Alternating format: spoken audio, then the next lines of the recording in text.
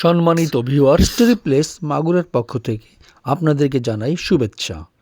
আজ যাব মাগুরা থেকে 12 কিলোমিটার দূরে হাজরাপুর ইউনিয়নের রাউতরা জমিদার বাড়ি দেখার জন্য।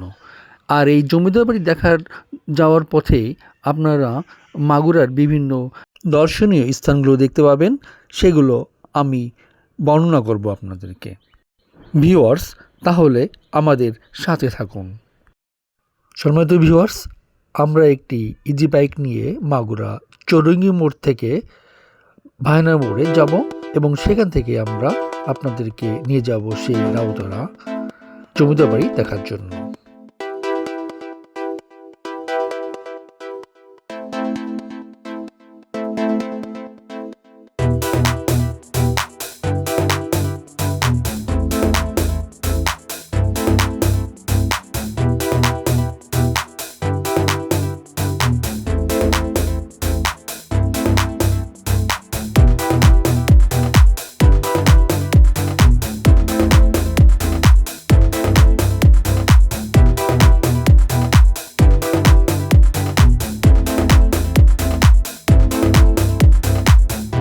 সম্মানিত ভিউয়ার্স, এখন আমরা পৌরসভার সামনে দিয়ে যাচ্ছি। এই দেখুন সেই পৌরসভা, আর পাশ দিয়ে যেসব দোকানপাট দেখতেছেন এগুলো সবই পৌরসভা মার্কেটের দোকানপাট।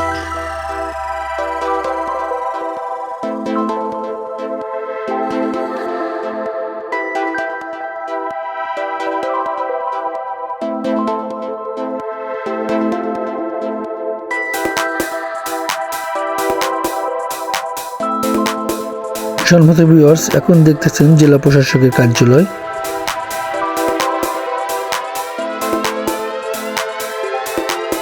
সম্মানিত ভিউয়ার্স, এখন যে দোকানগুলি আপনারা দেখতে পাচ্ছেন এই দোকানগুলি জেলা প্রশাসকের দোকান। এগুলো জেলা প্রশাসকেরই দোকান। সামনে দিয়ে আপনারা দেখতে পাচ্ছেন যে সারি সারি যে দোকানগুলো দেখা যাচ্ছে এগুলো জেলা প্রশাসকের দোকানগুলো। এই দোকান থেকে প্রতিদিন অনেক টাকা আয় হয়। এইসব দোকান থেকে বিভিন্ন ধরনের দোকান এখানে দেখা যাচ্ছে।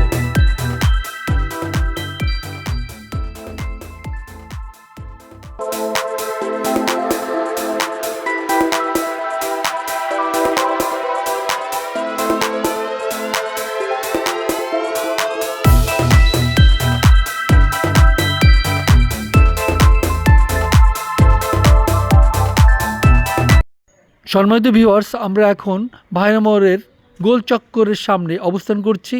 আপনারা দেখতেছেন জুলাই যোদ্ধার সেই স্মৃতিস্তম্ভ। এই স্তম্ভের চারিপাশে অনেক দোকান, আপনারা বিভিন্ন ধরনের গাড়ি ঘোড়া দেখতে পাচ্ছেন।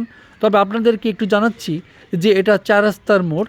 এখান থেকে বাংলাদেশের বিভিন্ন জায়গায় যাওয়া যায়। যেমন এখান থেকে আপনার ডান দিকে চলে যাওয়া যাবে হচ্ছে আপনার ঝিনেদা রোডে, বামে চলে গেছে আপনার হচ্ছে ঢাকার রোড। আর যেটা আমরা আসছি এটা হলো কলেজ রোড দিয়ে আসছি আমরা। আর আরেকটা সামনে যে রোডটা চলে গেছে আপনার দক্ষিণ দিকে যে রোডটা, এই রোডটা হচ্ছে আপনার যশোরের রোড। সম্মানিত ভিউয়ার্স, আমরা এখন রওনা দিয়েছি সেই রাউতরা জমিদার বাড়ি দেখার জন্য। আমরা চলছি, তা আমাদের সাথেই থাকুন হিস্টোরি প্লেস মাগুরা, আর দেখতে থাকুন যাওয়ার পথে বিভিন্ন দৃশ্যগুলো।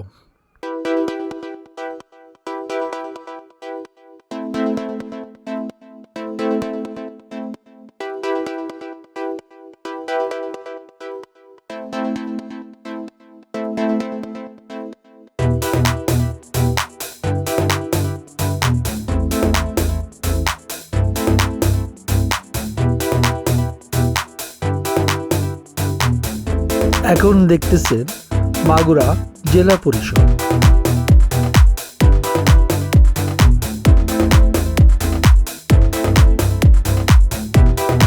মাগুরা স্টেডিয়াম।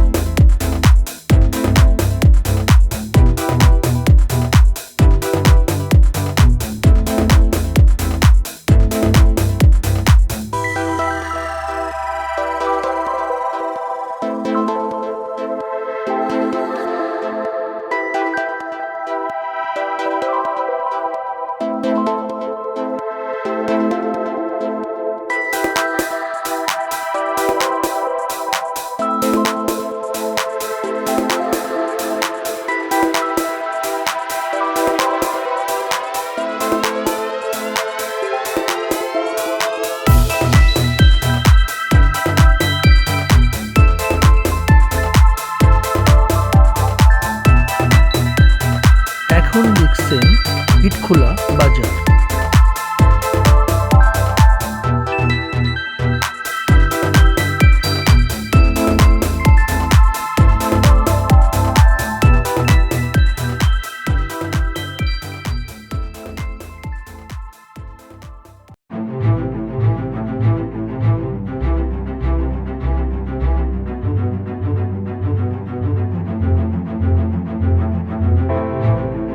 সম্মানিত ভিউয়ার্স, এখন দেখতেছেন মাগুরার ঐতিহ্যবাহী পলিটেকনিক ইনস্টিটিউট, সাথে আছে আরেকটি মাগুরার কারিগরি প্রতিষ্ঠান দেখা যাচ্ছে।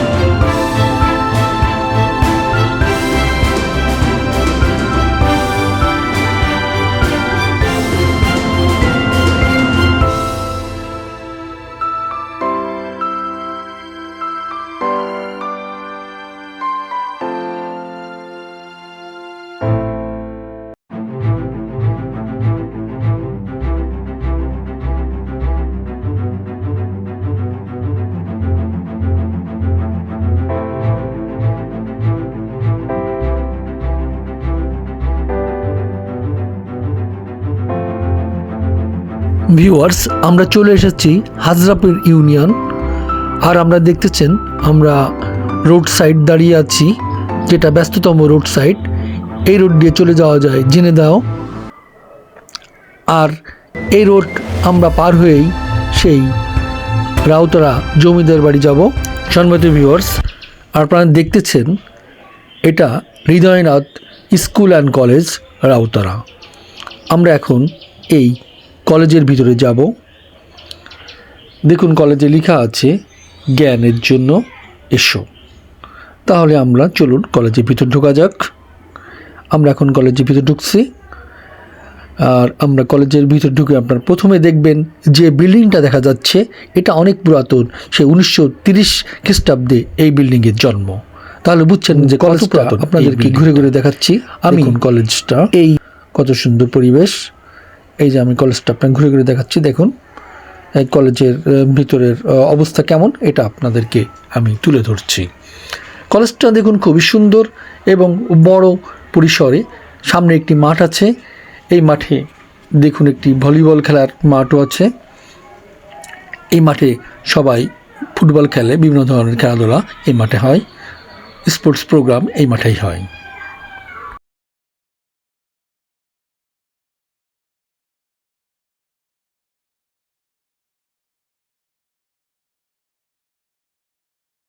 এটা হৃদয়নাথ স্কুল অ্যান্ড কলেজের শহীদ মিনার চত্বর। আপনারা দেখছেন খুব সুন্দর পরিবেশ এখানে।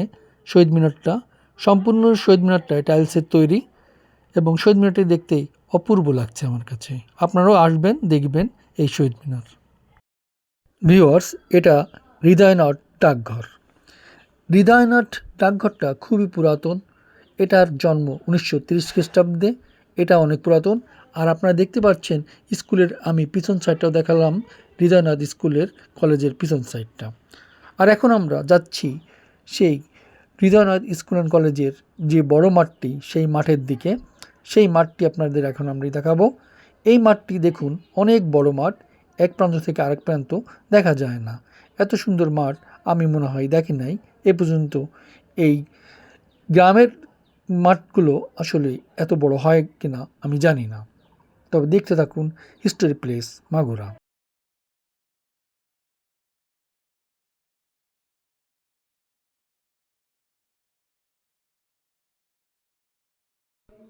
সম্মানিত ভিউয়ার্স, এখন দেখতেছেন রাউতারা প্রাথমিক বিদ্যালয়, যেটার জন্ম হয়েছিল 1930 খ্রিস্টাব্দে।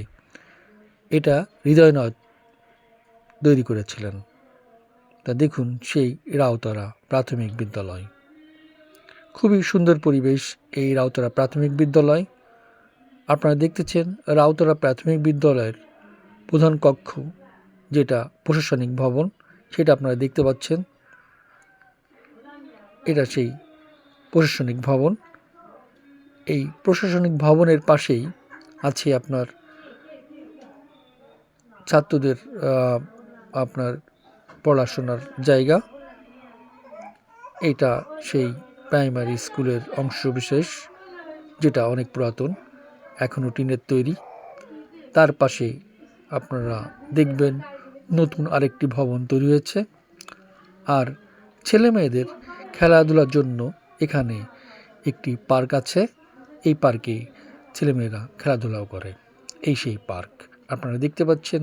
স্কুলটি খুবই সুন্দর মনোরম পরিবেশ, এবং সামনে দেখতে পাচ্ছেন একটা স্কুলের মাঠও আছে বড় পরিসরে।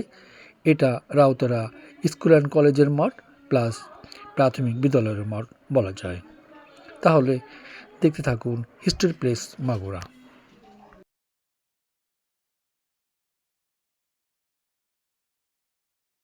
জন সুনীল কুমার দাস নামে একটি শিশু 8ম শ্রেণীতে পড়তো এই স্কুলে। কথিত আছে একদিন রোড অ্যাক্সিডেন্টে এই শিশুটি মারা যায়। তখন তার পিতা ছিলেন বিনোদ কুমার দাস। তার জন্ম তারিখ ছিল শিশুটির জন্ম তারিখ ছিল 1/1/1974 ইংরেজি খ্রিস্টাব্দ। তার মৃত্যু হয়েছিল 19/5/1987 খ্রিস্টাব্দে। কথিত আছে এই শিশুটি রোড অ্যাক্সিডেন্টে মারা যায়। তখন এই পুকুরটি 1987 সালেই তারই নামে খনন করা হয়েছিল এই পুকুরটি। এটা সেই রাউতারা জমিদার বাড়ি যাওয়ার রোডটা। এই রোডের সাইডে আপনারা বিভিন্ন ধরনের গাছপালা দেখতে পারবেন। দেখতে পাচ্ছেন যে এই যে রাউতারা জমিদার বাড়ি যাওয়ার পথে যে আমরা লিচুর বাগানটি দেখতেছি, এটা অনেক সেই হাজরাপুর লিচুর বাগান নামে পরিচিত। এটা অনেক লিচু এখানে হয়। তারপর দেখতে পাচ্ছেন আপনারা যে ড্রাগন ফলের চাষ, অনেক সুন্দরভাবে ড্রাগন ফলের চাষ হয়েছে এইখানে আপনারা দেখতে পাচ্ছেন।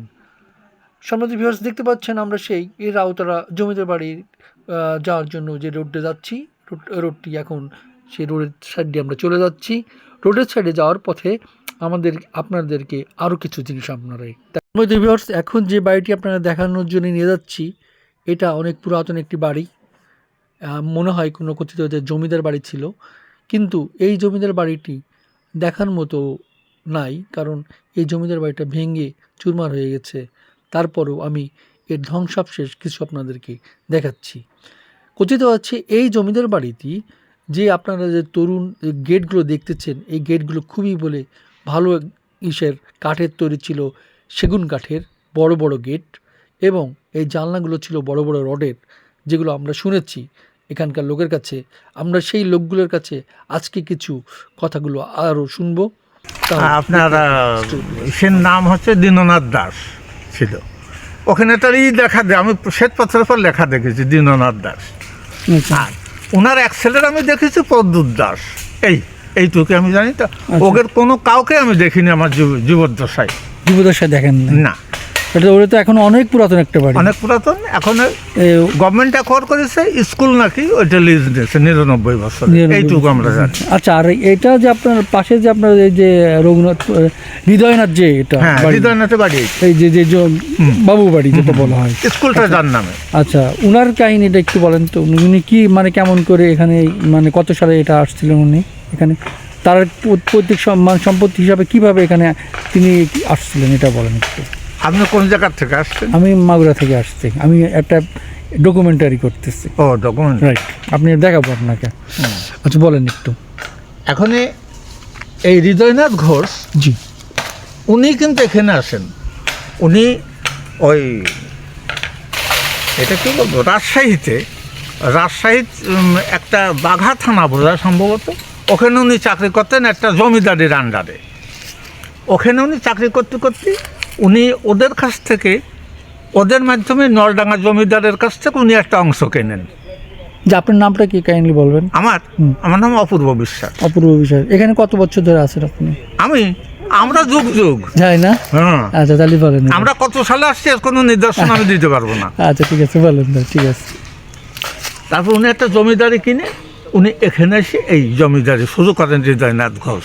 আচ্ছা আমাদের স্টেটটা কিন্তু নলডাঙ্গা স্টেট, এর একটা আংশিক উনি কেনেন। আচ্ছা, আমরা কিন্তু ওনার প্রজা। এই যে আমাদের বাড়ি, আমরা কিন্তু ওনাদের প্রজা। ইনাদের অরিজিনাল বাড়ি, হৃদয়নাথ ঘোষের অরিজিনাল বাড়ি হচ্ছে যে পাশে আলাইপুর গ্রামে। আচ্ছা, আলাইপুর গ্রাম। এই যে তালিপুরের পাশে আলাইপুর। এই ওনার 5 ছেলে, এখানে সবাই চলে গেছে। এক ছেলে পেলেরা এখানে আছে। ছেলে পেলেরা এখানে আছে। ওই যে আপনি পরিচয় কে বলেন, কথা বলে এলাম, একজনই আছে। ওনার নাতি ছেলে একজন আছে, সেও বৃদ্ধ, 80 কোটায় বয়স। 80 কোটায় বয়স। সেও বৃদ্ধ। যে আমি কেবল কথা বলে এলাম, উনি আবার ওয়াইফ অসুস্থ, উনি আবার রান্নাবান্না করবেন বলে চলে গেলেন। এই আচ্ছা, ধন্যবাদ আপনাকে। ভিউয়ার্স, আমার পিছনে দেখতে পাচ্ছেন সেই রাউতারা জমিদার বাড়ি। চলুন যাই সেই জমিদার বাড়িতে। সম্মানিত ভিউয়ার্স, আমি এখন জমিদার বাড়ির সামনে, আর আমরা শুনবো এই জমিদার বাড়ির ইতিহাস ও ঐতিহ্য। তাহলে দেখতে থাকুন, শুনতে থাকুন, বুঝতে থাকুন। এই জমিদার বাড়িটি প্রতিষ্ঠা করেন জমিদার হৃদয়নাথ ঘোষ।